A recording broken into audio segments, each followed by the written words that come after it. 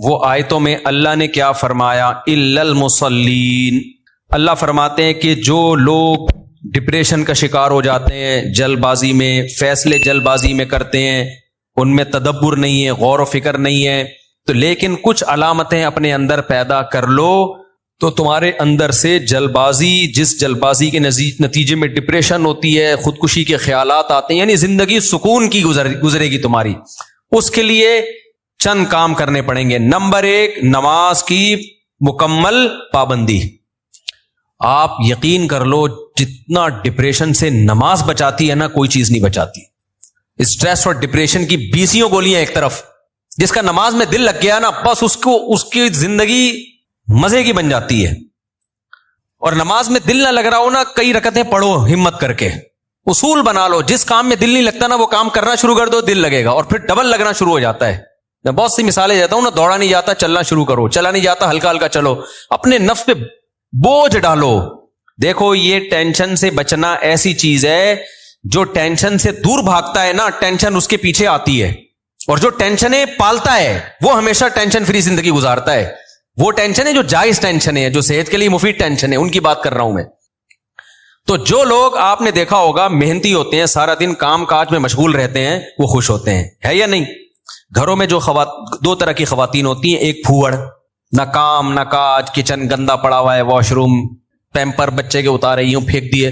آپ دیکھنا ان خواتین کی طبیعت میں چڑچڑاپن بہت ہوتا ہے، جھنجھلانا، ذرا سے کوئی نصیحت کرو آگے سے جھنجھلا کے جواب ملے، ہر وقت ایسا لگتا ہے وہ توے پہ بیٹھی ہوئی ہے، خود بھی ٹینشن اور دوسرے کو بھی ٹینشن۔ لیکن آپ نے دیکھا گھروں میں جو خواتین بہت محنتی ہوتی ہیں، بچوں کی کیئر، شوہر کی مرضی کا خیال، گھر کو صاف ستھرا رکھنا ہر وقت، وہ خوش ہوتی ہیں۔ مردوں میں بھی ایسا ہی ہے، جتنے لڑکے آپ کے پوستی ہیں گھر کے اندر پڑے ہوئے کچھ نہیں کر رہے، ایسا لگے گا جیسے وہ توے پہ بیٹھے ہوئے ہیں۔ باپ کوئی نصیحت کرتا ہے ایک دم کیا ہو جاتے ہیں، وہ ہائپر ہو جاتے ہیں۔ آپ لوگوں نے خود بھی نوٹ کی ہے نا یہ بات۔ وجہ کیا ہے کہ جو آدمی کام کاج کی ٹینشن نہیں لیتا نا، تو اللہ اس کو اسٹریس میں ڈال دیتے ہیں۔ جو محنت کے کام نہیں کرتا اسٹریس میں ڈال دیتے ہیں اس کو، ہر وقت ٹینشن ہے، وہ چڑچڑاپن پیدا ہوتا ہے۔ اور جو محنتی ہوتے ہیں، صبح اٹھے ٹھک ٹھک ٹھک اپنے کام نمٹائے۔ میں اپنا بتا دوں، جس دن میں کوئی ٹاسک پوری کرتا ہوں کہ مجھے خیال ہوتا ہے آج میں نے یہ کام نمٹانا ہے، تو وہ نمٹا دیتا ہوں، خدا کی قسم ایسا سکون ملتا ہے نا کہ بیان نہیں کیا جا سکتا۔ وہ آپ بھی کر کے دیکھ لو، آپ ایک اسکیجول بناؤ کہ آج دن میں نے یہ سارے کام کرنے ہیں اور مغرب تک میں ان کاموں سے فارغ ہو جاؤں گا۔ دیکھو آپ کام کرنے کے بعد جب فراغت ہوگی، آپ کو ایسا سکون ملے گا کہ آپ کو سکون کے لیے کسی ٹیبلٹ کی ضرورت نہیں رہے گی۔ تو آج کل ڈپریشن اور اسٹریس کی جو بیماریاں پھیل رہی ہیں، اس کی ایک بہت بڑی وجہ بیکاری۔ بس ہر آدمی چاہتا ہے میں لائف کو انجوائے کروں، یوں کر کے بیٹھا رہوں، انجوائے کروں، پھر ٹک ٹاک دیکھتا رہے گا اور گھماتا رہے گا، دیکھ یہ والا دیکھ لیا، یہ والا دیکھ لیا، ہوتے ہوتے لاشعوری طور پر وہ آپ کے دماغ کو اندر سے ڈیمیج کر رہا ہے، آپ کو پتہ بھی نہیں ہوتا۔ اس میں سیاسی خبریں آ رہی ہیں، کوئی دوسرے کو گالی، وہ اس کو گالی، وہ فلانا ایسا، وہ ڈمکانا ایسا، کارٹون بنا کے سیاسی لیڈروں کے مذاق۔ آپ کو پتہ نہیں ہوتا کہ یہ چیز آہستہ آہستہ آپ کے دماغ کو کیا کر رہی ہے، ہلکا ہلکا ڈیمیج۔ تو نماز انسان کے نا کا شیڈول بنا دیتی ہے۔ ہم نے جتنے بڑے لوگوں کو دیکھا ہے، وہ کیا کر رہے ہوتے ہیں، وہ اپنے ٹائمنگ کیسے فکس کرتے ہیں۔ کافر کیسے کرتے ہیں، 8 بجے یہ کرنا ہے، 9 بجے یہ، 10 بجے یہ، شام 4 بجے یہ۔ نمازی کیا کرتا ہے، فجر کے بعد کی یہ روٹین، فجر سے پہلے کی یہ روٹین، ظہر کے بعد کی، بولو نا یار، یہ روٹین، عصر کے بعد کی یہ روٹین، عصر سے پہلے کی یہ روٹین، مغرب کے بعد کی۔ اور یہ جو نمازوں کے ٹائم ہے نا، کمال کی بات پتہ ہے کیا ہے، یہ نیچرل ہے، گھڑی نیچرل نہیں ہے۔ نہیں آئی بات؟ سورج جب نکلتا اور غروب ہوتا ہے نا، تو فطری طور پر انسان کی باڈی کے اندر تبدیلیاں آ رہی ہوتی ہیں، فطری طور پر۔ تو اسلام چونکہ دین فطرت ہے نا، تو اس نے اوقات بھی کیسے رکھے ہیں، نیچر کے حساب سے رکھے ہیں۔ تو نمازوں کے حساب سے اپنے آپ کو فٹ کرو گے، زیادہ سکون رہے گا، کیونکہ دن کی روشنی میں انسان کا مزاج الگ طریقے سے کام کر رہا ہوتا ہے، رات کے اندھیرے میں الگ طریقے سے ہوتا ہے۔ تو اللہ نے کیا فرمایا کہ الا المصلین الذین هم علی صلاتهم دائمون، یہ لوگ نمازوں میں پابندی کرتے ہیں۔ تو آج سے عزم کرو کسی قیمت پہ بھی نماز انشاءاللہ ضائع نہیں کریں گے۔ اور سب سے زیادہ سکون اللہ نے فجر کی نماز میں رکھا ہے۔ تھوڑی سی ٹینشن ہے بھائی، اٹھا لو، لیکن پڑھ کے جب سلام پھیرو گے نا، آپ کو لگے گا یار آج تو ہٹو بچو ہو گیا ہے۔ ہمارے ایک دوست تھے، नमाजी थे लेकिन उड़ाते भी बहुत थे नमाज, है ना। अब वो बहुत पुरानी बात है, 15-20 साल पुरानी बात, बिल्कुल यंग थे, तो नाइटफॉल भी हो जाता है जवान आदमी को। एक दिन क्या हुआ, मैंने उनको बोला भाई आपको सफर में हजर में कहीं भी हो ना, आपने गुस्ल करके नमाज पढ़नी है। वो जॉब करते थे किसी कंपनी में, उन्होंने कहा यार उधर कहाँ मैं रात को सोऊं और नाइटफॉल हो जाए, कौन गुस्ल करेगा, क्या है भाई, बड़ी टेंशन है यार। मैंने कहा ये अज़म कर लो कुछ भी हो आपने गुस्ल करके नमाज बोलो पढ़नी, कुछ भी हो जाए। पानी का इंतजाम कैसे करना ये आपका हेडेक है, करना है। तो अल्लाह उन्हें जज़ाए खैर दे, उन्होंने हमारी वसीयत पर अमल किया। एक दिन फिर उन्होंने हमें बताया कि सर्दियां थी, गुस्ल फर्ज हो गया, सुबह परेशान हूं, कहां से पानी लेकर आया, कहीं जंगल वंगल में हो गया, कोई प्रोजेक्ट होता है ना, पानी लाया और फिर किस तरीके से मैंने बड़ी टेंशन में सर्दी में गुस्ल किया। कहते हैं खुदा की कसम उसके बाद जो नमाज पढ़ी है, उनके अल्फाज हैं, इतना लुत्फ और इतना मजा आया कि अब मैं आगे कह रहा हूं हटो बच्चों हो गया। ये हटो बच्चों उनके नहीं थे, ये मेरे अल्फाज, इतना मजा आया। तो इंसान टेंशन उठा के जो काम करता है, लुत्फ और मजा बोलो उसी में है। छुट्टी वाले दिन जब मजा आता है, जब वर्किंग डेज के बाद छुट्टी आए। रोजाना ही अगर छुट्टियां हो तो मजा आएगा।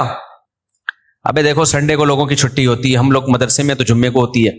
संडे की छुट्टी का मजा जब है जब मंडे की छुट्टी ना हो और ट्यूसडे की भी ना हो, वेंसडे की भी ना हो, थर्सडे की भी ना हो, फ्राइडे की भी ना हो, तब जाके संडे की छुट्टी का मजा आता है।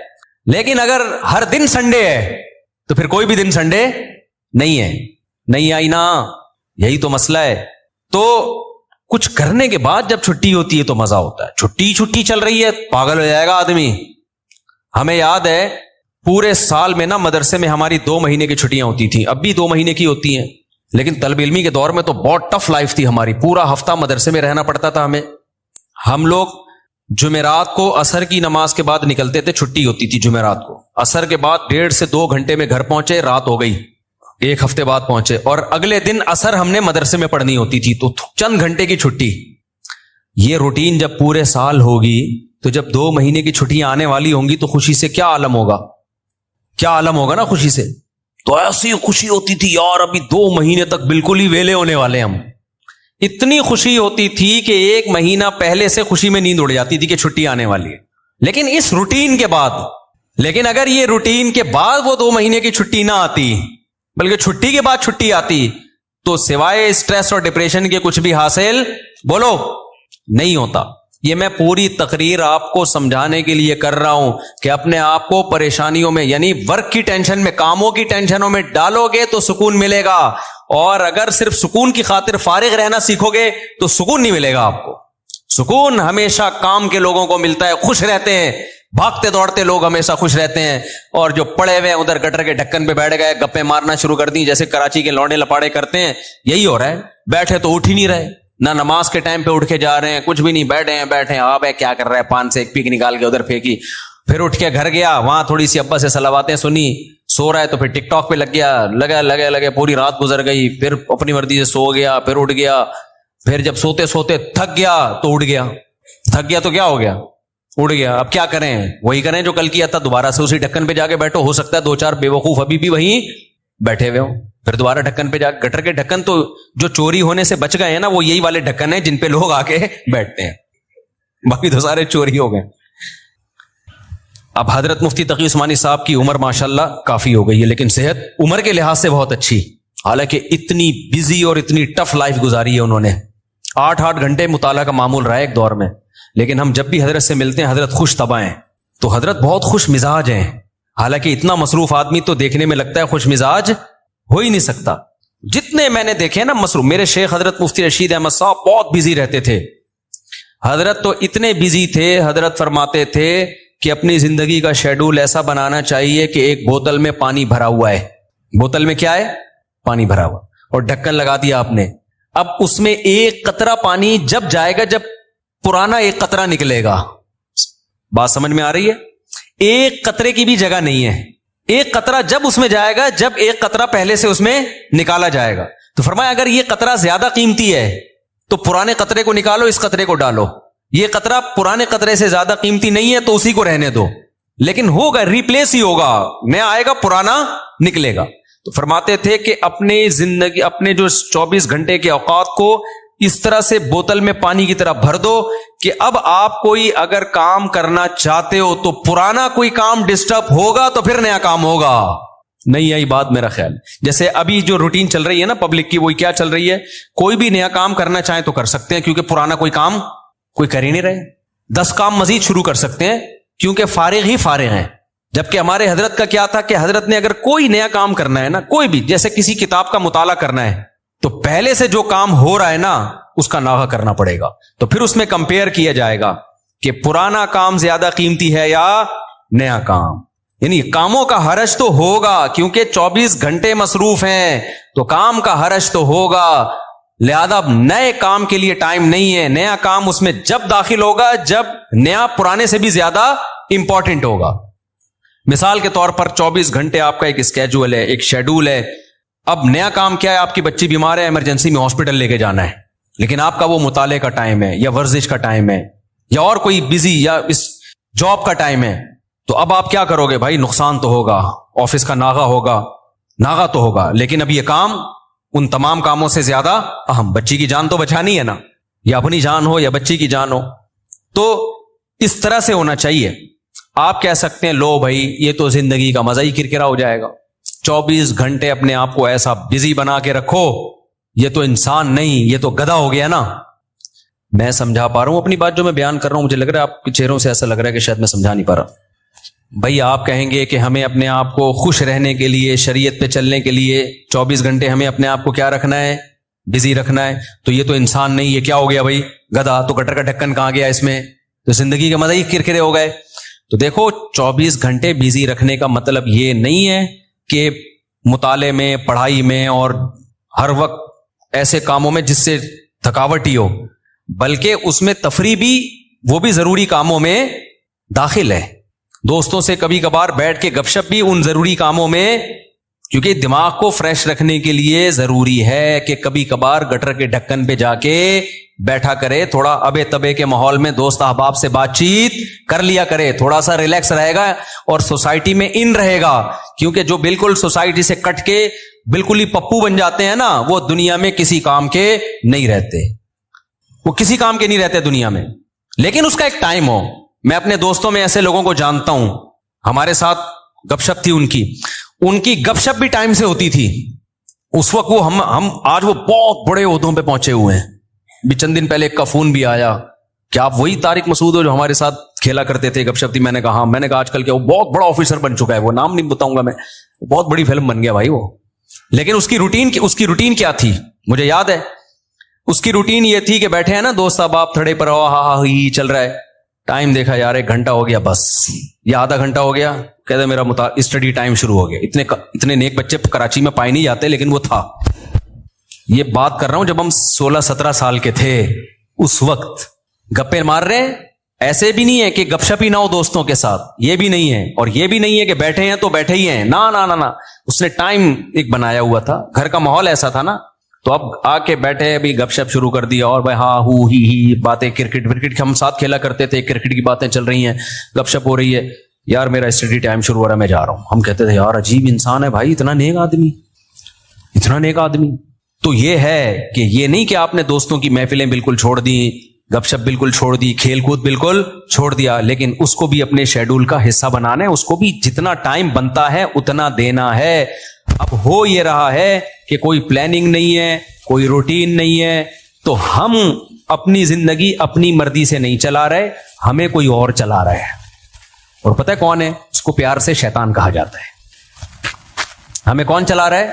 شیطان بتاتا ہے اب اڑ جا, کیونکہ سو کے اب تو تھک گیا ہے. تو ہم کہتے ہیں چلو بھائی اب اڑ جاتے ہیں. شیطان بتاتا ہے کہ دوبارہ سو جا. اتوار کو لوگ کیا کرتے ہیں چھٹی والے دن, 12 بجے سو کے اٹھیں گے, اس کے بعد حلوہ پوری وہ نہیں رش ہوتا, اتنا بھاری بھرکم ناشتہ کریں گے کہ آدھے گھنٹے بعد دوبارہ سے غنودگی شروع. لہذا دوبارہ شیطان کیا کہتا ہے, اب دوبارہ کیا بنتا ہے؟ سونا بنتا ہے. دوبارہ سو گئے, تو سارا دن سوئے, ساری رات سوئے. تو میرے بھائی خوش رہنا چاہتے ہو نا, تو اپنی روٹین بناؤ اور रूटीन को अपने ताबे रखो, ना ये कि आप शैतान के ताबे बन जाओ। बार बार मैं एक मिसाल देता हूं, घोड़े की लगाम अगर आपके हाथ में होगी तो घोड़ा आपकी मर्जी से सफर करेगा। अभी हो ये रहा है कि हमने अपनी लगाम घोड़े के हाथ में पकड़ा दी है, घोड़ा हमें बताता है कि तूने किधर जाना है। बड़े लोगों की एक बड़ी जबरदस्त बात है कि अगर आपकी जिंदगी गुजारने की अपनी कोई प्लानिंग नहीं होगी तो आप किसी दूसरे की प्लानिंग का हिस्सा बन जाओगे। देखो ये चर्सी हीरोइनची है ना, इनकी अपनी कोई प्लानिंग नहीं होती जिंदगी गुजारने की, ये होती है अगर इन्होंने प्लानिंग से औकात तय किए होते कि हमने ये करना है, सुबह उठ के ये करना है, दोपहर ये करना है, शाम को ये करना है, अपनी प्लानिंग होती तो चर्स पीते ही है। क्या हो गया भाई, बोलो ना, नहीं पीते ना, अपनी कोई प्लानिंग नहीं थी, एम ही उठ के एक दिन निकले, एक दोस्त ने चर्स पकड़ाई, तो अब ये किसकी प्लानिंग का हिस्सा बन गए? चर्स और हीरोइन के जो स्मगलर है ना, उनकी प्लानिंग थी हमने पैसा कमाना है, तो वो करोड़पति बन गए क्योंकि इनकी कोई प्लानिंग नहीं थी। तो ये लोग उनकी प्लानिंग का हिस्सा बनके इन्होंने अपना बेड़ा गर्क कर दिया, उनको अरबपति बना दिया। हर दफा ऐसा ही होता है। आपकी अपनी प्लानिंग नहीं है कि मैंने कितनी देर फेसबुक पे बैठना है, कितनी देर यूट्यूब पे बैठना है, बस आपने बैठ गए तो कोई प्लानिंग नहीं है, तो आप देखते जा रहे हो, दिमाग आपका खराब हो रहा है। ये इसने उसको गाली दी, उसने 80 लीटर का कार्टून बना दिया। अपनी कोई प्लानिंग नहीं है कि मैंने देखना कौन सा चैनल है, कितनी देर देखना है, मालूमाती चैनल देखना है, इधर उधर दाएं बाएं चीजें मैंने नहीं देखनी। न्यूज भी एक हद तक देखनी है, बस इतनी काफी है हमारे लिए आज की तारीख में। ये थोड़ी कि न्यूज ही सुनते चले जाओ, क्या तहकीक करनी है आज मैंने, अगर नहीं है ना तो आप देखते चले जाओगे। और जो यूट्यूबर्स या फेसबुकिए या टिकटॉकर्स हैं, उनकी प्लानिंग थी कि हमने व्यूज बढ़ा के पैसा कमाना है, तो आप जैसे बेवकूफ उनकी प्लानिंग का हिस्सा, आपका नुकसान, और वो करोड़पति बन रहे हैं। नहीं आई बात, मेरा ख्याल है। देखो यूट्यूबर्स व्यूज के लिए क्या करते हैं, फलाने मौलवी ने, मुफ्ती तारिक मसूद ने आज इंजीनियर के परखचे उड़ा दिए, हालांकि मैंने कहीं नहीं ऐसे उड़ाए होते। वो एकदम वो लगाएगा ना एक वो थंबनेल पे, अबे तुम्हें क्या करना है परखचे उड़ाए के नहीं उड़ाए, तुम्हें किसी मसले की तहकीक करनी है, किसी खास मसले की, तो तुम उस मसले को देखो। यार मुफ्ती तारिक मसूद ने इस मसले, तलाक के मसले की तहकीक करनी है या और कोई मसला, यार इस पे मैं सर्च कर रहा हूं, मुझे जरूरत है, या ये कारोबार हलाल है या नहीं है, मैं ड्रॉप शिपिंग करता हूं, अब ड्रॉप शिपिंग है हलाल, चलो मुफ्ती तारिक मसूद ड्रॉप शिपिंग लिख के सर्च करो। ये आपकी प्लानिंग होगी, इसमें आपको फायदा होगा। लेकिन हो क्या रहा है, यूट्यूबर अट्रैक्ट करने के लिए थंबनेल पे उन्वान लगाएगा, मुफ्ती तारिक मसूद दोबारा जेहलम। कल ऐसा ही हुआ, मेरे सामने आता है, मैं नहीं देखता कि यार मैं, हालांकि मैं देख सकता हूं ना कि क्या कहा है भाई इसने। कल एक मेरे सामने से वीडियो गुजरी, उस पर लिखा मुफ्ती तारिक मसूद दोबारा जेहलम पहुंच गए। मैं कराची में बैठ के देख रहा हूं, मेरा भी दिल चाह रहा था ना मैं क्लिक करूं, क्या ख्याल है यार मेरे बारे में झूठ क्यों बोला, क्या बोला, लेकिन मैं नहीं किया क्लिक। मैंने कहा वो बेवकूफ है, हम थोड़ी बेवकूफ है भाई, हमें पता है झूठ है, झूठ आगे हो सकता है अंदर जो मजमून हो वो ये हो कि जाना चाह रहे थे लेकिन नहीं गए, हो सकता है ये लिखा हुआ उसने, ये लिखा हुआ हो, लेकिन सच लिखा है झूठ लिखा है, मैं क्या करूंगा, मेरा तो टाइम वेस्ट होगा ना, मैं काम की चीज देखूं ना। लेकिन मैंने तो व्यूज देखे, पब्लिक का रुझान देखने के लिए कि पता नहीं कितने व्यूज आए हुए थे उस पर, और जाके लेके कमेंट्स में गालियां दी होंगी लोगों ने कि भाई क्या कर रहा है, झूठ क्यों बोल रहा है। लेकिन आपकी जब अपनी कोई प्लानिंग नहीं होती तो आप दूसरों की प्लानिंग का हिस्सा बन जाते। अब यूट्यूबर की प्लानिंग थी व्यूज के जरिए पैसे कमाने, उसको पता है ऐसा उन्वान लगाएंगे तो धड़ाधड़ व्यूज आएंगे, आपका टाइम वेस्ट हो रहा है। आपने जब देखा पहुंचे तो है नहीं, ठीक है ना, ऐसी झूठ बोला हुआ इसने, उसके पैसे बन रहे हैं और आपका टाइम वेस्ट, और आप डिप्रेशन में, फिर जबान गंदी करके गालियां कमेंट्स में अलग। तो इन तमाम चीजों का आपको कुछ भी हासिल नहीं हुआ, इसलिए कि आपकी पहले से कोई प्लानिंग थी नहीं कि क्या चीज देखने की है और क्या चीज देखने की नहीं, आपकी थी नहीं, बस आपने जाके। तो उसूल याद रखो, आपकी अपना लाइफ स्टाइल नहीं होगा तो आप हमेशा दूसरे के लाइफ का हिस्सा बन जाओ, उसकी तरक्की का हिस्सा बन जाओगे। क्योंकि देखो शैतान हर वक्त प्लानिंग में लगा हुआ है, या तो होता ना शैतान भी प्लानिंग ना कर रहा होता, हम भी प्लानिंग ना करते, तो ना हमें कोई नुकसान होता, ना शैतान को कोई फायदा होता, ना हमें फायदा होता ना नुकसान होता। लेकिन हो ये रहा है कि हम अगर प्लानिंग नहीं करते तो हमारी प्लानिंग कौन कर देता है, शैतान। वो उसने बना के बैठा होता है, फारिग तरीन आदमी है, तो इसको अब इस काम में लगाओ, ठीक है ना। तो ये बहुत अहम बात है। तो अपने जो लाइफ स्टाइल को चेंज करें, उनमें उसकी मामूलात की इब्तदा कहां से होगी, नमाज से। समझते होगे नहीं समझते, इब्तदा कहां से होगी यार, सबसे पहले क्या करना है, नमाज ठीक करनी है। अब शैतान दूसरा हमला करेगा आपके ऊपर, शैतान से बड़ी फिल्म इस कायनात में पैदा नहीं हुई है। शैतान कहेगा ठीक है पहले नमाज तो शुरू कर ले, फिर बाकी चीजें चर्च बात में छोड़ देना। اور یہ جو گٹر کے ڈھکن پر پوری رات بیٹھا رہتا ہے یا انٹرنیٹ پر 6 گھنٹے بیٹھا رہتا ہے, ہر وقت ٹک ٹاک پہ بیٹھا رہتا ہے, یہ اگلے سٹیپ میں پہلے نماز, تو نہ نماز صحیح ہوگی نہ اگلا سٹیپ شروع ہوگا. یہ ایسا ہی ہے جیسے ہم کہتے تھے ہفتے کے دن سے ہم پڑھائی شروع کریں گے, 1 جنوری, اگلے سال کی 1 جنوری سے. وہ 1 جنوری کبھی آتی ہے یا 1 محرم کبھی آتا ہے؟ وہ کبھی بھی نہیں آئے گا. جب جنوری آئے گی نا, آپ بولو کہ اسلامی سال سے کروں نا, 1 محرم سے کروں گا, میں مسلمان ہوں, میں انگریز تھوڑی ہوں. نہ وہ 1 محرم کبھی آئے گا نہ وہ 1 جنوری. حافظوں کو نا پہلا پارا بہت پکا یاد ہوتا ہے, پتہ ہے کیوں؟ حافظوں کو جوش اٹھتا ہے, یار کچا ہوتا جا رہا ہے, اب دوبارہ سے یاد کرو, تو پہلے پارے سے شروع کرتے ہیں, اس کے بعد جوش ٹھنڈا ہو جاتا ہے, پھر بھولنا شروع کر دیتے ہیں, پھر ناغے کرتے ہیں, پھر کئی دنوں کے بعد خیال ہوتا ہے یار قرآن بھولتا جا رہا ہوں, دوبارہ شروع کرو, پھر پہلا پارا, تو پہلا پکا ہو جاتا ہے, باقی سارا ایسے کہ ایسے ہی رہتا.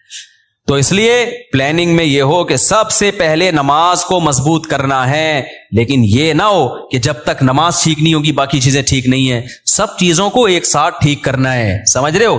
جس نے یہ کیا نا پہلے یہ پھر وہ, تو نہ یہ ہوگا اور نہ وہ ہوگا. اور ہر کام میں ایکسیلنسی پیدا کرنے کی کوشش تو کرنا ہے, لیکن اگر نہ ہو تو اس کام کو چھوڑنا نہیں ہے, گرتے پڑتے کرنا ہے. آپ نے نیت کر لی, جیسے نمازی بننا چاہتے ہو نا, تو نیت کرنی پڑے گی میں 40 دن تکبیر اولا سے نماز پڑھوں گا, ایک نماز بھی میں 40 دن تک تکبیر اولا سے نہیں چھوڑوں گا. یہ ہے ایکسیلنسی. لیکن اب کیا ہوگا, 2-4 دن کے بعد تھوڑا جوش ہلکا ہوا, ایک دن تکبیر تحریمہ کا ناغہ ہو گیا, تکبیر اولا کا ناغہ ہو گیا, یہ نماز کا ناغہ ہو گیا, شیطان کہے گا تیرے بس کا نہیں ہے, اب نہیں ہو سکتا. شیطان سے بولو میں نے ریکارڈ تو بنانا ہی نہیں ہے بھائی, ہو گیا نا دوبارہ سے شروع کر دوں میں, کیا خیال ہے؟ کیونکہ یہ انسان کے ساتھ ہوتا ہے, بہت مشکل ہے بھائی بالکل ایک دم سے ایکوریٹ ہو جانا. گرتے پڑتے ہی لوگ اللہ کی طرف جاتے ہیں.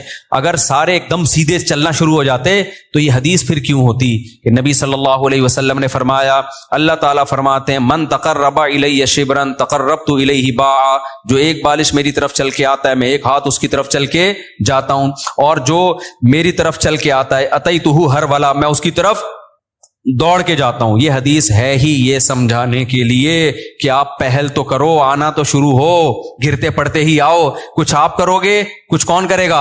کچھ اللہ کرے گا. تو کیا کرنا ہے بھائی, اپنے شیڈول کو, اپنے اسکیجول کو تبدیل کرنے کے لیے سب سے پہلے ابتدا کہاں سے کرنی ہے؟ نماز سے. بھائی اب زندگی میں نماز کبھی بھی نہیں چھوٹے گی. اب نماز میں اپنے آپ کو پابند کرنے کے لیے چند چیزیں ہیں. سب سے پہلا کام کیا کرنا ہے, ایک دم سے قضائے عمری شروع نہ کرو, زیادہ بوجھ ہو جائے گا. قضائے عمری تو پڑھنا لازم ہے, لیکن پہلے تھوڑا سا اپنے آپ کو ادا نمازوں کا عادی بنا لو.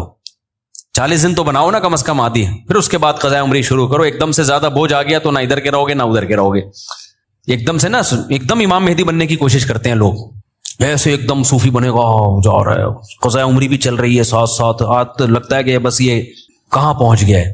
وہ بخار ہوتا ہے چند دنوں میں وہ کافور ہو جاتا ہے, اڑ جاتا ہے وہ. تو نماز کا عادی بنانے کے لیے کرنا کیا ہے, اپنے اوپر کوئی جرمانہ رکھنا ہے, سزا رکھنی ہے. بھائی مجھ سے اگر فجر کی نماز چھوٹ گئی تو اس دن ناشتہ بولو نہیں کروں گا. ناشتہ اسی دن ہوگا جس دن فجر کی نماز ہوگی. سزا دو اپنے آپ کو. حکیم اختر صاحب رحمہ اللہ تعالی فرمایا کرتے تھے, یہ کتنی بڑی بے غیرتی ہے کہ اللہ نے کہا تھا نماز پڑھو فجر کی, آپ اللہ کا حکم آپ سے اتنا سا پورا نہیں ہوا اور صبح پراٹھے کھانے کے لیے ناشتے پہ بیٹھ جاتے. کتنی بڑی بے غیرتی ہے نا, کہ اللہ کی نعمتوں سے تو پھوڑنے کے لیے آ جاتے ہیں, بس جو اللہ نے کام لگایا وہ ہو نہیں رہا. تو غیرت کا تقاضا بھی ہے, فجر گئی تو ناشتہ بھی گیا. اے اللہ اب ہمارے منہ سے تو نوالا اترے گا نہیں.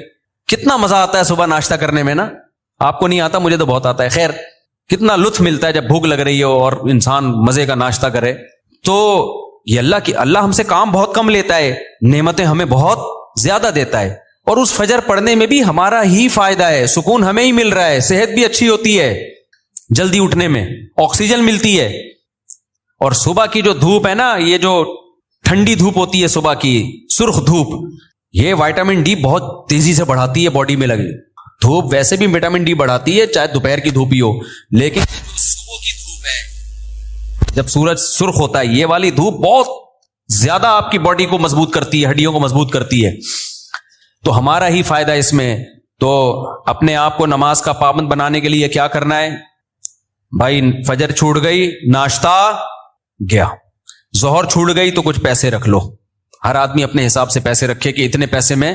اب میں یہ نہیں کہوں گا کہ ظہر چھوٹ گئی تو لنچ بھی گیا، کیونکہ سزا اتنی دے انسان جتنی افورڈ کر پائے، ورنہ ہوگا یہ کہ آپ نہ سزا پہ عمل کرو گے نہ نماز. بہت زیادہ سزا دینا بھی ٹھیک نہیں ہے. اب مثال کے طور پر آپ نے کہا کہ فجر گئی تو میں اپنی گردن ہی اڑا دوں گا، تو کون اڑائے گا بھائی؟ خام وہ بات کرو نا جو پاسبل ہے. یا فجر ہو گئی تو اپنے آپ کو سگریٹ، فجر گئی تو سگریٹ سے جلاؤں گا اپنے آپ کو، تو سزا اتنی جو افورڈ. یا فجر گئی تو 10 لاکھ روپے صدقہ کروں گا، ایسا نہیں ہوتا. نہ 10 لاکھ صدقہ کرے گا بھائی، اتنا نیک ہوتا تو پڑھ ہی نہ لیتا. تو سزا اتنی ہونی چاہیے جو اتنی ہلکی بھی نہ ہو کہ کوئی تکلیف ہی نہ ہو، اور اتنی بھاری بھی نہ ہو کہ سزا ہی نہ دی جا سکے. وہ ہر آدمی خود فیصلہ کرے اپنے بارے میں. تو اور نبی صلی اللہ علیہ وسلم نے ارشاد فرمایا، دیکھو اسلام میں جتنی فضیلت نماز کی ہے کسی حکم کی اتنی فضیلت نہیں ہے. آپ صلی اللہ علیہ وسلم نے فرمایا، دیکھو قیامت کے دن جب اللہ کا دربار لگے گا، ہم دنیا میں جب کوئی بڑی مجلس ہوتی ہے تو ایسی محفل میں جہاں کوئی حاکم وزیر اعظم آیا ہوا ہو، ہر ایک کی کوشش ہوتی ہے آگے. ڈاکٹر ذاکر نائک کا جب پروگرام، کتنے لوگ یار ہمیں آگے سیٹ مل جائے، ہمیں آگے سیٹ مل جائے. تو یہ تو کچھ بھی نہیں ہے بھائی. اصل تو وہ دربار ہوگا جو اللہ کا لگے گا قیامت کے دن. تو اس میں جس کو آگے سیٹ ملے گی نا، حقیقت میں وہ واقعی فخر کرے گا. تو نبی صلی اللہ علیہ وسلم نے فرمایا اس دن آگے کا ٹکٹ کس کو ملے گا؟ حدیث کا مفہوم بیان کر رہا ہوں کہ نمازوں میں جو سب سے آگے ہوا کرتے تھے، اگلی صف میں ہوا کرتے تھے. کیونکہ اللہ کا ایک دربار دنیا میں لگتا ہے جس میں اللہ نظر نہیں آتا، ہمیں بس ایمان لائے ہیں بھائی اللہ کا دربار ہے، تو غیب ہے. تو اس میں جو آگے آگے ہوگا، تو جب سچی مچی کا دربار لگے گا جس میں اللہ موجود ہوگا، تو نبی صلی اللہ علیہ وسلم نے فرمایا جو صف میں سب سے آگے ہوتے تھے قیامت کے دن بھی وہ اللہ کے ہاں سب سے آگے ہوں گے، اور جو صفوں میں جتنا پیچھے ہوتے تھے قیامت کے دن بھی وہ صفوں میں اتنا پیچھے ہوں گے. کچھ لوگوں کی عادت ہوتی ہے ایک رکعت نکالنا فرض ہے. ہمارے محلے میں ایک صاحب ہوا کرتے تھے، فجر میں لازمی ایک رکعت نکلتی تھی ان کی. اچھا فجر 5 بجے ہو رہی ہے تو وہ 5:05 پہ آ رہے ہیں. ہم ان سے کہتے تھے یار ایک رکعت کیوں نکالتے ہو، تھوڑا 2 منٹ پہلے آ جاؤ. کہتے یار اصل میں رات کو نیند پوری نہیں ہوتی. پھر جب نماز 5:15 پہ ہوئی تو بھی ایک رکعت نکل رہی ہے. یہ ایک بیماری ہے، میں آپ کو بتا رہا ہوں بھائی. اب تو 15 منٹ زیادہ مل گئے نا، تو زیادہ مل کے ان کی نیند اسی حساب سے آگے جا رہی ہے. حتیٰ کہ سردیوں میں جب 6:45 پہ نماز ہو رہی ہے پھر بھی ایک رکعت نکل رہی ہے. تو یہ جو آزار ہوتے ہیں نا کہ یوں ہو رہا ہے بھائی، جس نے پڑھنی ہوتی ہے وہ آ جاتا ہے، نہیں پڑھنی ہوتی، جس کی ایک رکعت نکلنی ہے وہ ایک ہی نکلتی رہے گی قیامت تک. جس کی 2 رکعت نکلنی ہے، اتحیات والے بھی ہوتے ہیں، اتحیات میں آ رہے ہوتے ہیں، وہ ہمیشہ آپ دیکھنا اتحیات میں ہی ہوں گے. اور کچھ ایسے ہوتے ہیں جماعت ہی پوری نکلتی ہے ان کی، وہ ہمیشہ سلام پھیرنے کے بعد تشریف لا رہے ہوں گے، بولے گا ابے یار یہ کیا ہو گیا. تو اور کچھ ایسے ہیں جنہوں نے پڑھنی نہیں ہے. تو جب میں اور آپ کوشش کریں گے نماز کی پابندی کی، تو بھائی تکبیر اولا کی پابندی کے ساتھ صف اول میں، کیونکہ نبی کی جو بشارتیں آپ صلی اللہ علیہ وسلم نے صف اول کے لیے دی ہیں وہ دوسری صف کے لیے اور آخری صف کے لیے نہیں ہیں. آپ صلی اللہ علیہ وسلم نے فرمایا لوگوں کو اگر پتا چل جائے کہ صف اول میں کتنا ثواب ملتا ہے تو اتنی لڑائیاں ہوں کہ قرآن اندازی کی نوبت آئے. پورا محلہ وہ جو اجر ملے گا نا قیامت کے دن، جو پروٹوکول ملے گا اللہ کے دربار میں، وہ لوگ اپنی آنکھوں سے دیکھ لینا، وہ قیامت کا منظر اللہ دکھا دیں کہ صف اول والے آج کہاں ہیں. تو نبی نے فرمایا محلے والوں میں جھگڑا ہوگا، ہر آدمی کہے گا تیرے باپ کی سیٹ ہے جو آگے پہلے سے بیٹھا ہوا ہے. صحیح ہے نا؟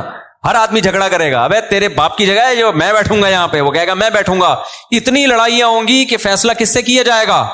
قرعہ ڈالا جائے گا. آج تو کہ ہمیں اپنی آنکھوں سے دیکھ نہیں رہے، لہذا ایسے پوستیوں کی طرح رڑتے آتے ہیں. وہ بالکل پیچھے بیٹھ رہے، آگے جگہ بھی ہوتی ہے تو کوشش کرتے ہیں پیچھے ہی کھڑے رہیں، کیونکہ تاکہ نکلنے میں آسانی ہو، سلام امام پھیرے اور فوراً بھاگ سکیں ہم. تو وجہ اس کی ہے کہ بھائی اللہ فرماتے ہیں فَلَا تَعْلَمُ نَفْسٌ مَّا أُخْفِيَ لَهُم مِّن قُرَّةِ أَعْيُن، کسی نفس کو خبر نہیں ہے ہم نے اپنے نیک بندوں کے لیے آنکھوں کی ٹھنڈک کا کیسا سامان چھپا کے رکھا ہے. تو جو نیک بندوں کے لیے آنکھوں کی ٹھنڈک کا اللہ نے سامان چھپایا ہے، اللہ وہ اگر دکھا دے تو میرے بھائی پھر ہمیں ان تقریروں کی ضرورت نہیں رہے گی. ہم میں سے ہر شخص کوشش کرے گا نماز میں پہلے سے آئے. اچھا جن کو پہلے آنے کی عادت ہوتی ہے نا، ان کو پھر سکون ہی نہیں ملتا بعد میں آنے سے. ہم اپنی مسجد میں دیکھ رہا ہوں، مجھے یہاں 18 سال ہو گئے، 18 سال ہو گئے مجھے یہاں پہ. تو میں 18 سال سے جن کو دیکھ رہا ہوں نا 10 منٹ پہلے آتے ہیں وہ نماز میں. آج بھی وہ نماز میں 10 منٹ پہلے آتے ہیں، حالانکہ وہ بوڑھے ہو گئے، ہارٹ کے مسائل، شوگر کے مسائل، 20 بیماریاں بیساکھیوں سے آ رہے ہوں گے، لیکن آئیں گے 10 منٹ پہلے ہی. کیوں؟ وہ کہتے ہیں یار یہ کیسی نماز ہے، سکون تو جب ہی ملتا ہے پہلے سے آگے بیٹھو، سنتیں آرام سے پڑھو. ایسے بھی یہاں بزرگ تھے جو گھٹنے جواب دے گئے، لیکن آ رہے ہیں 15، انتقال ہو گیا ان کا، اللہ مغفرت فرمائے.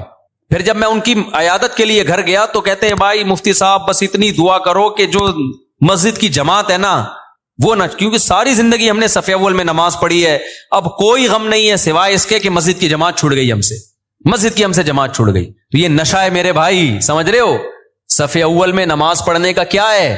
یہ نشہ ہے، جس کو لگ جائے وہ بڑھاپے میں بھی نہیں چھوٹتا. ہمارے حضرت مفتی رشید احمد صاحب بھی بہت زیادہ تکبیر اولیٰ کے پابند تھے، آخری عمر میں ان کے بھی کو بھی ظاہر ہے ایک ایج ہوتی ہے.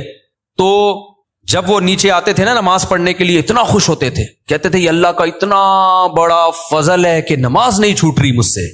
تو جن کو نشہ ہو جائے ان سے پھر یہ صف اول نہیں چھوٹتی. تو ایسا نشہ پیدا کر دو اپنے اندر. نشہ کب ہوتا ہے؟ جب عادت پڑ جائے نا، لت پڑ جائے، تو صف اول کی عادت ڈال دو. رمضان میں ہم دیکھتے ہیں جن کو تراویح میں صف اول میں تراویح پڑھنے کی عادت ہے نا، 15 منٹ پہلے آئیں گے، اپنا رومال بچھایا بیٹھ گئے وہاں. کیوں؟ کہتے ہیں یار مزہ ہی نہیں ہے پیچھے کھڑے ہو کے نماز پڑھنے کا. اور یہ لوگ زیادہ سکون سے نماز پڑھ لیتے ہیں.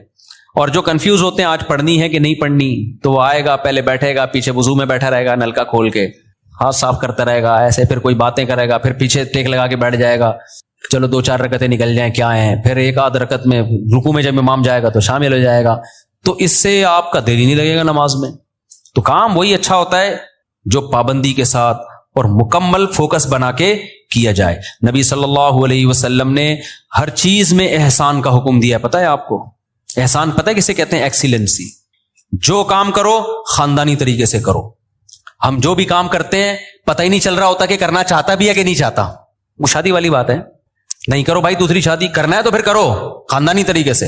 پھر ایسی کی تیسی. کل بھی ایک کیس آیا نا، اصل میں کیس ہی یہی آ رہے ہیں آج کل، کیا کریں. کیس آیا کہ وہ شادی کر لی، اب اس پہ دباؤ ڈال رہے ہیں طلاق دے دو طلاق دے دو، اور وہ لڑکی والے اس کے سر پہ دوسری کو دے دو. تو میں نے کہا کرنا ہی نہیں تھا جب دم نہیں تھا، جب کر لیا تو بولا جاؤ تمہاری ایسی. اب میں نے کہا اگر ڈر گیا نا، کنفیوز ہو گیا یار دوسری کو چھوڑوں نہیں چھوڑوں، میں نے کہا اس سے ڈپریشن میں جائے گا. کام تو کر لیا، اب بول بھائی میرے ٹکڑے کر دو، مجھے بم سے اڑا دو. میں نے کہا اس میں سکون ملے گا. میں نے کہا دیکھو میں تمہیں سمجھا رہا ہوں، سکون مل رہا ہے نا؟ کہتے ہیں ہاں مل رہا ہے. میں نے کہا اس سے مطلب یہ سکون اسی میں ہے. ہو گیا ایسے کی تیسی. ہم لوگ بولیں گے 2 نمبر ہے، بولے ہم 2 نمبر ہیں. لوگ بولیں گے برا آدمی، بولے ہم ہیں، ہم کم نے کب کام ہے، بہت نیک آدمی ہے. تو جو بھی کام ایکسیلنسی کے ساتھ ہوتا ہے. صحابہ کرام جب نماز پڑھا کرتے تھے کتنے خشوع و خضوع سے پڑھا کرتے تھے، تبھی نمازوں میں ان کو مزہ آتا تھا. ہم نماز پڑھ رہے ہوتے ہیں، مسجد کی طرف آ رہے ہوتے ہیں ایسے جیسے قبر سے مردے کو اکھاڑا جا رہا ہے، بستر سے ایسے اٹھتے ہیں، مسجد میں ایسے آتے ہیں جیسے پولیس جیل کی طرف لے کے جا رہی ہے. پھر وہاں بیٹھے ہوتے ہیں، بار بار کبھی یوں کر کے دیکھ رہے ہیں، کبھی پیچھے مڑ مڑ کے امام کو دیکھ رہے ہیں کہ آ کیوں نہیں رہا. بھائی تمیز سے منہ نیچے کرے بیٹھ جاؤ، 30 سیکنڈ لیٹ ہو جائے گی نا نماز زیادہ سے زیادہ. پھر سلام کے بعد فوراً ایک دم نا ایسے جیسے توے پہ بٹھایا ہوا ہے، ہلنا شروع ہو جائے گا کہ اٹھوں کیسے میں یہاں سے. سکون سے. نبی صلی اللہ علیہ وسلم نے فرمایا جتنی دیر انسان نماز کے انتظار میں ہوتا ہے اللہ کی ہاں اتنی دیر نماز ہی کی حالت میں ہوتا ہے. وہ اس کو نماز کا ثواب ملتا رہتا ہے، اس کو نماز کا ثواب ملتا رہتا ہے. اور جتنی دور سے چل کے آئے گا، آپ صلی اللہ علیہ وسلم نے فرمایا ہر قدم پہ اللہ ایک نیکی دیں گے اور ایک گناہ اس کا معاف کریں گے. کتنے فضائل ہیں میرے بھائی نماز پڑھنے کے. نبی صلی اللہ علیہ وسلم نے فرمایا، کیا پیاری حدیث ہے یار، اس سے تو بڑا مزہ آتا ہے. نبی نے فرمایا کہ میری امت قیامت کے دن اپنے چہروں کی سفیدی سے پہچانی جائے گی، کیونکہ اتنا وضو کیا ہوگا نا اس نے زندگی میں. اب جو 15 سال کی عمر سے نماز پڑھ رہا ہے، 15 دفعہ روزانہ دن میں منہ دھوتا ہے کہ نہیں دھوتا؟ اور یہ وہ منہ کا واش کرنا نہیں ہے جو گورے واش کرتے ہیں، یہ عبادت کے طور پہ منہ کا دھونا ہے. یہ جو ہم چہرہ دھوتے ہیں دن میں 15 دفعہ، بازو دھوتے ہیں دن میں 15 دفعہ، پاؤں دھوتے ہیں دن میں 15 دفعہ، 3 دفعہ دھویا جاتا ہے نا. تو یہ صرف واشنگ نہیں ہے کہ سروس ہو رہی ہے آپ کی، یہ دھونا بطور عادت ہے یا عبادت کے طور پر ہے؟ بتاؤ. یہ عبادت کے طور پہ دھویا جا رہا ہے، منہ اللہ نے حکم دیا. تو آپ سوچو جس نے 40 سال 50 سال اللہ کے حکم پہ دن میں 15 دفعہ منہ دھویا ہوگا، تو کیا اس کے چہرے پہ کوئی ایسی علامت نہیں ہوگی جس سے پتا چل جائے کہ اس کا چہرہ دوسرے چہروں سے بہت پاکیزہ ہے، کیونکہ اس بار بار منہ دھونے سے جو منہ کے گناہ ہیں، بازوؤں کے گناہ ہیں، پاؤں کے گناہ ہیں، وہ دھل رہے ہیں، ان میں روحانیت پیدا ہو رہی ہے، نورانیت پیدا ہو رہی ہے۔ یہ نورانیت دنیا کی آنکھوں سے نظر نہیں آتی، لیکن یہ نورانیت قیامت کے دن اللہ ایسی آنکھیں دے دیں گے جس سے لوگوں کو یہ نورانیت نظر آنا شروع ہو جائے گی۔ غرم محجلین، آپ نے فرمایا کہ اتنا واضح ہوں گے نا اہل اسلام قیامت کے دن، جو نمازی تھے اتنے واضح ہوں گے نا ان کے چہرے، فرمایا جیسے سارے سیاہ گھوڑے ہوں اور ان میں ایک سفید پیشانی والا گھوڑا ہو اور اس کے سفید پاؤں ہو۔ گھوڑوں میں یہ بڑی خوبصورتی سمجھی جاتی تھی کہ مکمل سیاہ ہو لیکن پیشانی کیا ہو؟ سفید، اور پاؤں کیا ہو؟ سفید، صرف پاؤں میں سفیدی کے نشانے سے گھوڑے میں بڑا حسن پیدا ہوتا ہے۔ تو آپ نے فرمایا کہ سارے سیاہ گھوڑوں میں اگر سفید پیشانی والا گھوڑا ہوگا تو فوراً الگ پہچان ہوگی کہ نہیں ہوگی؟ ہے بھائی ایک گھوڑے ہیں، اب آپ کا گھوڑا ان گھوڑوں میں مکس ہو گیا سب کے کلر، تو آپ جا کے غور سے دیکھو گے، لیکن آپ کا گھوڑا سفید پیشانی والا تھا، باقی سارے کالے، فوراً پہچان جاؤ گے بھائی یہ کس کا گھوڑا ہے؟ یہ میرا۔ تو نبی نے فرمایا میں اپنے امتیوں کو پہچاننے میں کوئی کنفیوژن نہیں ہوگی، کیونکہ وضو کی کثرت کی وجہ سے سب کے چہرے نورانی ہوں گے، سفید ہوں گے، سب کے بازو کیا ہوں گے؟ نورانی اور سفید۔ جتنا ایریا وضو میں کور ہوتا ہے نا سارا سفید ہوگا۔ سفید کا مطلب نور نکل رہا ہوگا اس سے، نورانی چہرے ہوں گے۔ تو یہ ہلکی چیز نہیں ہے بھائی نماز کا قائم کرنا۔ شاعر اسلام میں سے دیکھو، ہر مذہب کا کوئی خاص نشان ہوتا ہے جس سے پتہ چل جاتا ہے یہ آدمی اس مذہب سے بلونگ کرتا ہے۔ ہوتا ہے کہ نہیں ہوتا؟ ہندو عورتوں کے یہاں کیا ہوتی ہے؟ بولو، ٹیکا بندیا ہوتی ہے نا، تو جس عورت کی ہوتی ہے ہمیں فوراً پتہ چل جاتا ہے یہ کیا ہے بھائی۔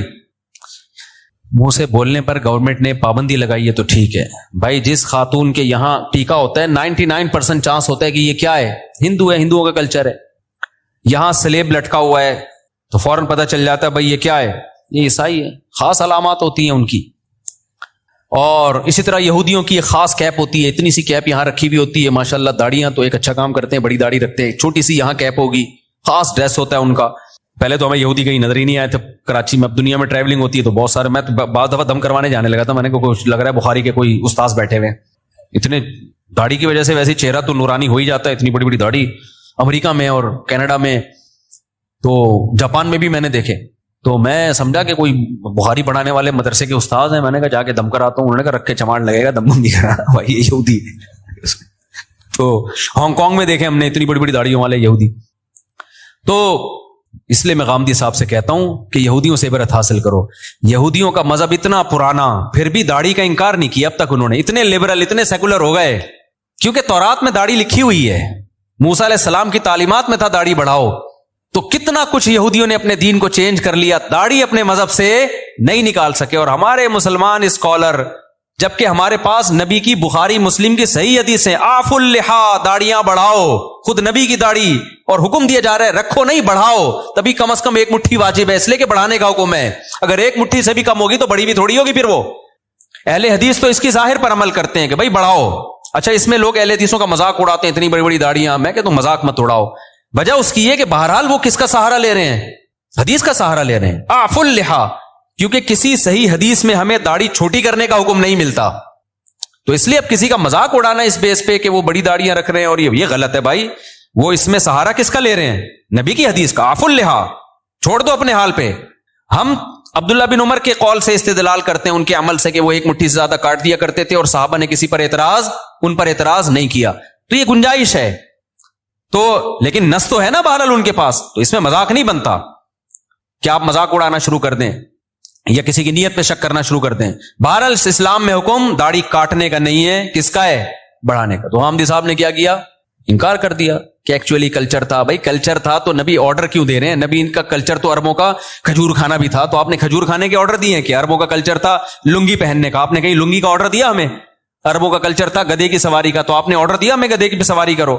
بھائی بطور مذہب اور بطور دین کے داڑھی بڑھانے کا آپ نے حکم دیا ہے، کیونکہ آپ نے فرمایا 10 چیزیں پیغمبروں کی فطرت ہیں، تو فطرت کی مخالفت تغییر خلق اللہ کہلاتی ہے۔ ان میں داڑھی بڑھانا، مونچھیں گھٹانا، بغلوں کے بال صاف کرنا۔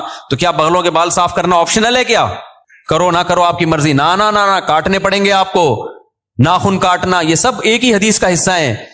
تو جیسے ناخن کاٹنا واجب ہے آپشنل نہیں ہے، بغلوں کے بال صاف کرنا اس حدیث کی روشنی میں واجب ہے آپشنل نہیں ہے. بول دو نا، مجھے شک ہونے لگتا ہے کہ بڑھائی بھی ہوں گی. زیر ناف بال صاف کرنا واجب ہے آپشنل نہیں ہے. تو اسی حدیث میں بھائی داڑھی بڑھانے کا حکم دیا جا رہا ہے، تو وہ کیسے آپشنل ہو گیا؟ اس کا کلچر، نبی کلچر بیان کرنے کے لیے تھوڑی آئے ہیں. نبی کیا بیان کرنے کے لیے آئے ہیں؟ حدیث، اللہ کا حکم بیان کرنے کے لیے آئے ہیں. تو جب تک اس کے خلاف کوئی دلیل نہ ہو اس کو اللہ کا آرڈر اور اللہ کا حکم ہی سمجھا جائے گا. تو یہودیوں نے اپنے مذہب سے داڑھی نہیں نکالی، تو یہ مذہب کا آرڈر. سکھوں سے عبرت حاصل کرو. جب میں کینیڈا کے ایئرپورٹ پہ اترا ہوں مجھے اتنی بڑی بڑی داڑھیوں والے سردار نظر آئے، حالانکہ ایئرپورٹ پہ وہ جاب کر رہے ہیں، کوئی مینیجر ہے، کوئی پائلٹ ہے، داڑھی سب نے رکھی. 99 جو میرا تجزیہ غلط بھی ہو سکتا ہے، کیونکہ ہو سکتا ہے جنہوں نے داڑھی کاٹی ہوئی مجھے پتہ ہی نہ چل رہا ہو کہ یہ سکھ ہے یا کچھ اور، انہوں نے رکھی ہوئی ہیں. وہ اپنے مذہب کو نہیں چھوڑتے. شرم سے ڈوب مرنے کا مقام ہے میرے بھائی. پھر ہم لوگ کے لیے کیا خیال ہے؟ اور غامدی صاحب نے تو انکار ہی کر دیا. تو ہمارے تو پیغمبر دیکھو یوسف علیہ السلام سے زیادہ کوئی خوبصورت تھا، لیکن آپ کی بھی کیا تھی؟ داڑھی. اور جمال میں سب سے زیادہ جمال اللہ، حسن الگ چیز ہے، جمال الگ چیز. حسن میں سب سے بڑا درجہ یوسف علیہ السلام کا، لیکن جمال جو حسن کے سے اوپر کی چیز ہے، وہ جمال سب سے زیادہ اس کائنات میں نبی صلی اللہ علیہ وسلم کو اللہ نے دیا ہے، اور یہ حدیث سے ثابت ہے. لیکن آپ صلی اللہ علیہ وسلم کی بھی داڑھی تھی. اس لیے میں غامدی صاحب اور ان کے فالوور سے کہتا ہوں کہ آپ سے نہیں رکھی جا رہی، آپ توبہ استغفار کر لو، لیکن انکار مت کرو بھائی. آپ تحریف دین جو ہے یہ زیادہ بڑا جرم ہے. تو اور ہمت کر کے رکھ لو، کیا جا رہا ہے یار. خیر، تو کہاں سے کہاں بات چلی گئی، کیا بات کر رہا تھا میں؟ ہاں، میں کہہ رہا تھا اسلام کے شعائر ہوتے ہیں نا، جیسے ہندوؤں کا ایک خاص شعار ہے، سکھوں کا ایک خاص شعار ہے، داڑھی ہوتی ہے، پگڑی ہوتی ہے، یہ ان کا شعار ہے. عیسائیوں کا سلیب ہے. تو مسلمانوں کا شعار کیا ہے؟ مسلمانوں کا شعار کوئی خاص لباس نہیں ہے. شاعر اسلام میں سب سے بڑی چیز ہے نماز، کہ 5 ٹائم مسلمان مسجد میں حاضری دیتا ہے.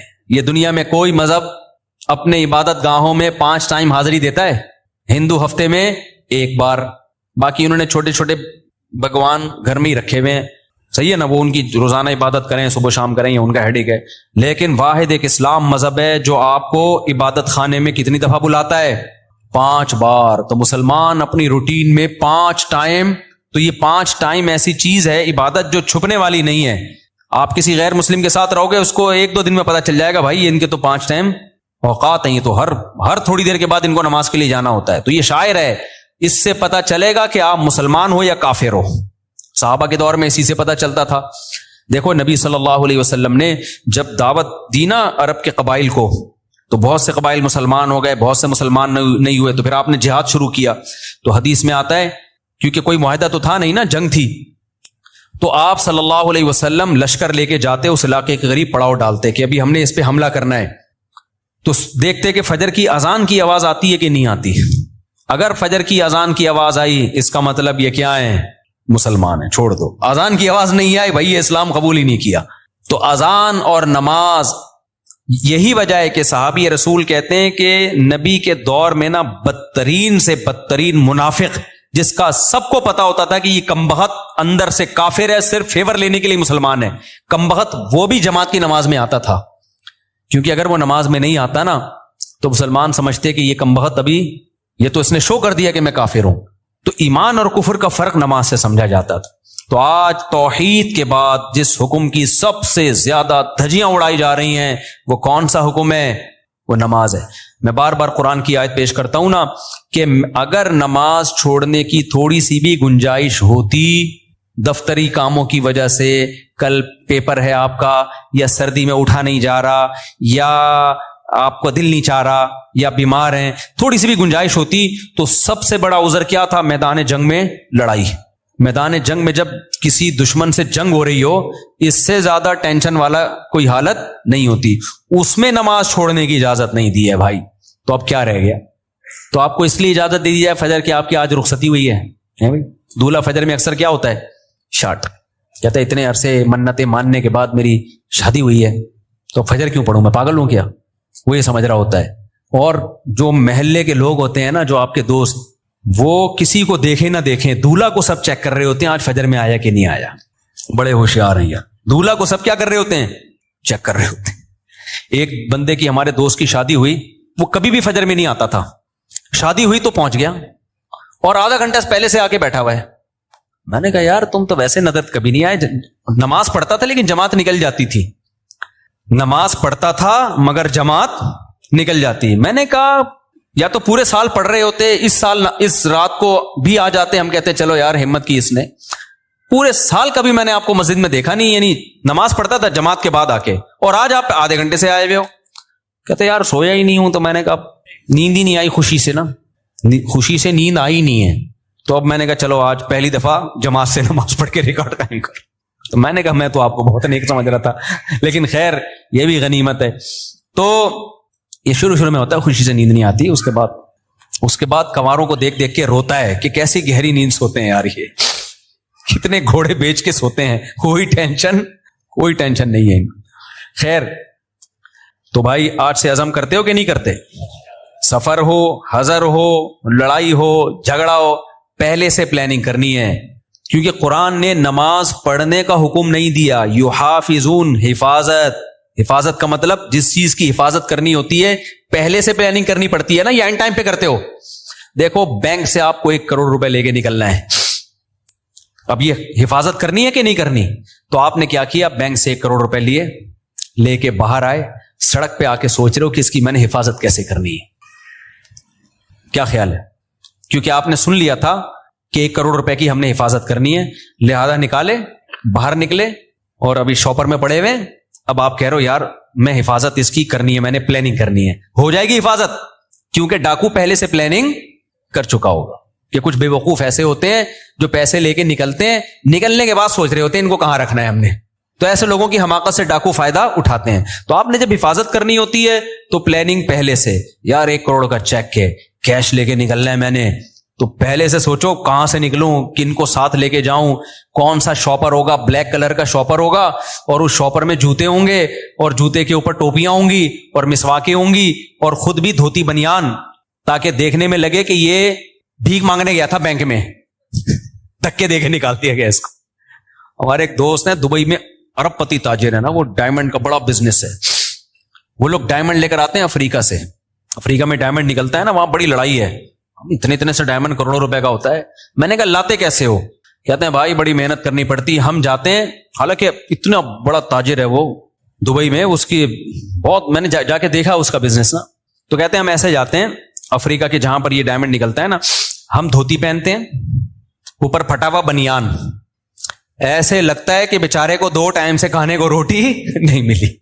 کہہ رہے ہیں ایسے جا رہے ہوتے ہیں خراما بالکل غریبوں والا, لوگ سلام کر رہے ہوتے ہیں, ہو سکتا ہے کوئی 5 روپے ڈال دیتا ہو جیب میں, یار یہ میری طرف سے, منہ بھی ایسا بناتے ہیں کہ لگے کہ کبھی کھانے کو ملا ہی نہیں ہے اس کو. اور کہتے ہیں جو اگلا ہوتا ہے نا, جو ہمیں ڈائمنڈ دیتا ہے, وہ بھی ایسا ہی ہوتا ہے, اسے دیکھ کے بھی کوئی یہ نہیں کہہ سکتا کہ اس کی دھوتی میں ڈائمنڈ رکھا ہوا ہے. ایسے کہتے ہیں پارسل ہوتا ہے, وہاں سے آتا ہے, یہاں سے لیا کسی کو, کیونکہ اگر یہ جائے نا لینڈ کروزر میں بیٹھ کے 3 پیس سوٹ اور ٹائی میں, تو ڈاکوؤں کو پتہ چل جائے گا کہ یہاں خربوزے خریدنے نہیں آیا ہے. صحیح ہے نا؟ تو پلاننگ پہلے سے کرنی پڑتی ہے جب چیز قیمتی ہوتی ہے.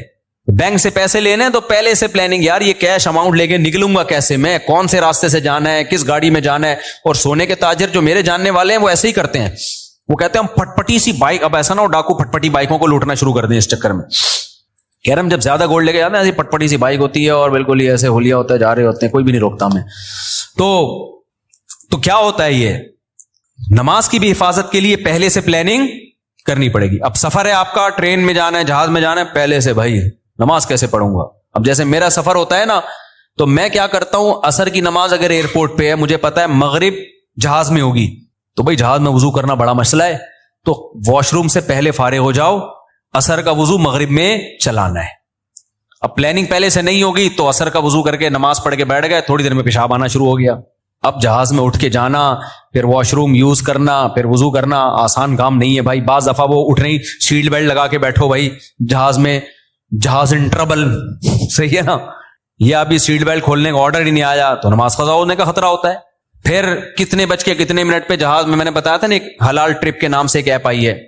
اچھا, اس پہ لوگوں کے کمنٹس تھے کہ مفتی صاحب کو حلال ٹرپ والوں نے پیسے دیے ہوئے ہیں. اللہ کی قسم اٹھا کے بولتا ہوں, حلال ٹرپ کے فرشتوں کو بھی خبر نہیں ہے. صحیح ہے نا, اس کمپنی نے مجھے 1 روپیہ بھی نہیں دیا, نہ میں نے ان سے پوچھا. مجھے تو چونکہ وہ ایک اچھی ایپ لگی, بھائی نماز ضائع ہونے سے بچانے کے لیے نمازوں کی ٹائمنگ جہازوں میں اس سے پتہ چل جاتی ہے, اس لیے میں نے بتا دیا. تو اگر وہ مجھ سے ایگریمنٹ کرتے نا تو میں تو اناؤنسمنٹ کرتا ہی نہیں پھر, کیونکہ پھر میرے اوپر سوالیہ نشان ہوتا, میرا اپنا ضمیر ملامت کرتا, بھائی تو پیسوں کے چکر میں